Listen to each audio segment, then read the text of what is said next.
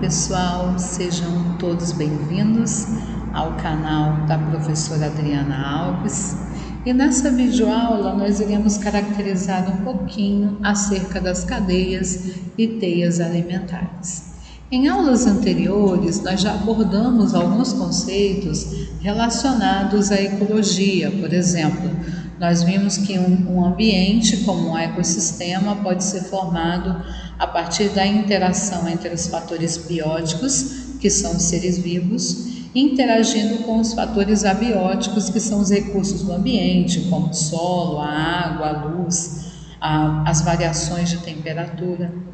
E nós vimos também que, de acordo com a ecologia, os seres vivos eles interagem entre si. E a partir dessa unidade, nós começaremos a estudar melhor essa interação, como se dá essa interação entre os seres vivos.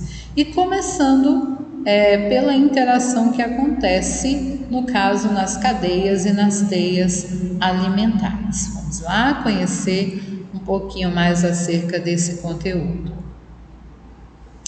Então, o que seria uma cadeia alimentar? A cadeia alimentar é a relação entre matéria e energia que os seres vivos utilizam para sobreviver, ou seja, as relações necessárias para a busca de energia por meio ou através da alimentação. De forma simplificada, nós costumamos dizer que uma cadeia alimentar é uma sequência de organismos que servem de alimento uns para os outros.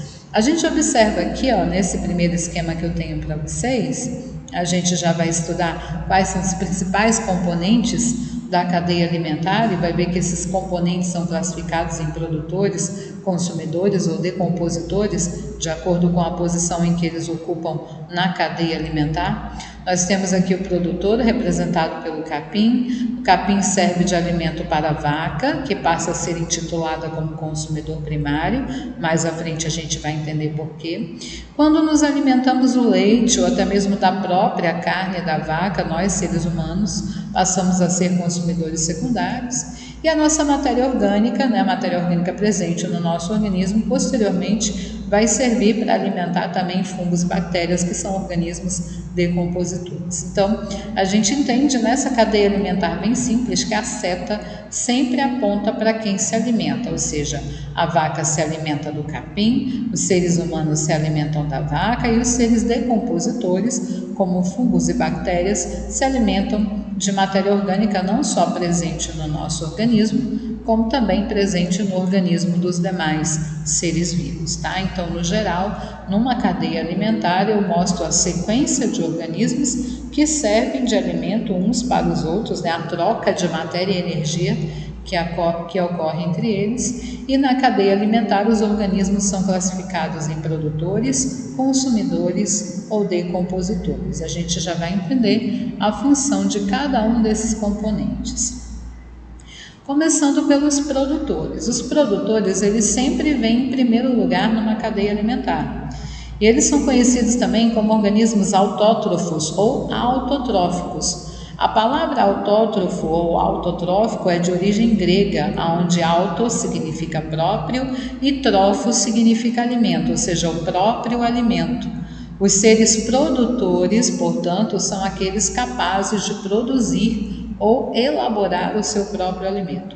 Na natureza, existem dois tipos de organismos produtores, que são classificados como quimiosintetizantes, que são aqueles seres vivos que utilizam a energia obtida por meio de reações químicas, a partir de substâncias inorgânicas presentes no ambiente, e é um processo muito sofisticado, é realizado apenas por alguns grupos de seres vivos, entre eles algumas espécies de bactérias e arcobactérias, que são bactérias mais resistentes, tá? No geral, na quimiossíntese, os seres vivos conseguem extrair a energia de que necessitam para sobreviver a partir de reações químicas que ocorrem, que eles realizam com certas substâncias inorgânicas presentes no ambiente. Por exemplo, existem bactérias que se alimentam de um gás de uma substância presente no ambiente chamada de gás sulfídrico, são as denominadas sulfobactérias. Existem as ferrobactérias, que são aquelas que conseguem obter energia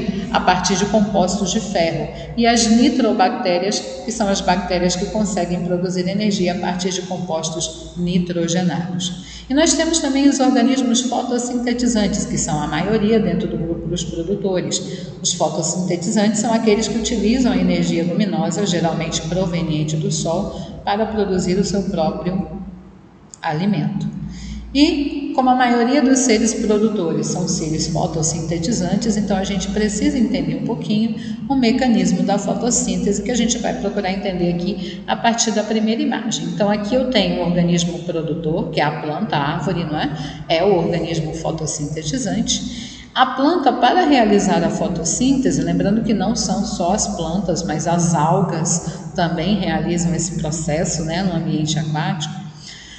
Para realizar a fotossíntese, os organismos produtores ou autótrofos, eles necessitam de alguns ingredientes presentes no ambiente, como água e sais minerais, que no caso as plantas absorvem do solo com a ajuda das raízes, o gás carbônico, que está presente na atmosfera e que é captado pelas folhas. As folhas têm um mecanismo que consegue absorver esse gás carbônico. E lá no interior das folhas, com a presença de uma substância química chamada de clorofila, que é um pigmento verde presente nos seres produtores, a clorofila absorve a energia luminosa do Sol, a energia solar, e essa energia solar vai ser a energia importante para que a reação química da fotossíntese aconteça, ou seja, nas folhas, que é o principal órgão da planta que realiza a fotossíntese, o gás carbônico vai reagir com a água que a planta retirou do solo com as suas raízes e, mediante a energia solar, isso tudo vai ser transformado em glicose, que é um tipo de açúcar, é o carboidrato, é o alimento da planta, não é? Será transportada por toda a planta, nutrindo o seu organismo, e o gás oxigênio, que vai ser liberado para o ambiente, que é esse que nós utilizamos na nossa respiração. Então, na fotossíntese, o gás carbônico reage com a água retirada do ambiente, na presença da luz solar, produzindo a glicose, que é o alimento da planta, e o gás oxigênio, que será lançado na atmosfera e vai ser importante para a respiração dos seres vivos, inclusive para a nossa respiração. E aqui do ladinho um informativo para a gente de onde vem o oxigênio que respiramos. A maior parte, aliás, o oxigênio respirado é produzido pela fotossíntese. Então a gente já entendeu que os organismos produtores, além de produzirem alimento para a gente, também são importantes porque produzem o gás oxigênio que nós respiramos. 30% do oxigênio disponível na atmosfera para a nossa respiração é produzido nas florestas e 70%, ou seja, a maioria absoluta, é produzido pelas algas, no caso aqui as algas pluricelulares, e o fitoplâncton, que a gente viu que o fitoplâncton são constituídos por algas unicelulares, né? Então a maior parte do gás oxigênio que nós respiramos é produzido pelas algas, né? Principalmente as algas oceânicas. Continuando. Depois dos seres produtores, os outros componentes são chamados de consumidores, geralmente representados pelos animais. Os consumidores, eles são classificados como seres heterótrofos ou heterotróficos, ou seja, eles não possuem a capacidade de produzir o próprio alimento, né? Não realizam fotossíntese, quimiossíntese, nada disso, tá? O termo heterótrofo ou heterotrófico vem do grego, onde hétero significa diferente, trófos alimento, alimentos diferentes, ou seja, alimento diferente do próprio organismo, né? Os seres heterótrofos, eles precisam buscar alimento em outros seres para sobreviver. E com relação à sua posição na cadeia alimentar, eles podem ser classificados em primários, secundários, terciários, né? Os consumidores primários ou de primeira ordem, secundários ou de segunda ordem, terciários ou de terceira ordem. Em alguns casos, em algumas cadeias alimentares, podemos ter até o consumidor quaternário, quase não sai, né, gente? Que é o de quarta ordem. E os consumidores, eles podem ser herbívoros, aqueles que se alimentam exclusivamente de plantas, que é o caso, no caso, a maioria dos consumidores primários são herbívoros. Temos também os carnívoros, que são aqueles que se alimentam exclusivamente de carne, como os felinos, por exemplo. E temos os animais onívoros, que se alimentam tanto de produtos de origem vegetal quanto de origem animal. Nessa cadeia alimentar que a gente tem aqui, ó, começa pelo produtor, lembrando que sempre uma cadeia alimentar vai começar pelo organismo produtor. O produtor serve de alimento para o grilo. O grilo aqui se comporta como consumidor primário. O consumidor primário é aquele que se alimenta do produtor. Já o grilo, ele pode servir de alimento para o sapo, então o sapo é o consumidor secundário.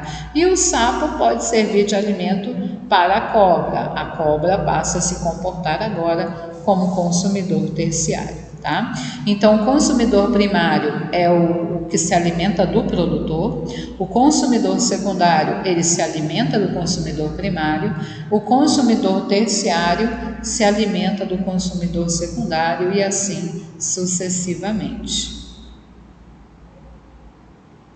E a última categoria de seres que formam uma cadeia alimentar são os organismos decompositores. Os organismos decompositores também são chamados de sapróbios, saprófitas, sapróvaros, microconsumidores, né? Esses nomes esquisitos, simplificando, decompositores, né? Os principais seres decompositores são representados pelos fungos e as bactérias presentes no ambiente. Eles se alimentam de organismos mortos ou de partes deles que são liberados no ambiente. A decomposição ela é importante porque ela contribui para a reciclagem da matéria orgânica na natureza. E os decompositores também são classificados como seres heterótrofos, ou seja, eles não possuem a capacidade de produzir o próprio alimento. Aqui na imagem a gente tem, né, um cogumelo. O cogumelo é uma espécie de fungo. Os fungos são decompositores. Quando você avista um cogumelo, por exemplo, aderido ao tronco de uma árvore caída na floresta, pode ter certeza que esses cogumelos estão decompondo a matéria orgânica ali presente nesse tronco de árvore para absorver os nutrientes e assim se alimentar.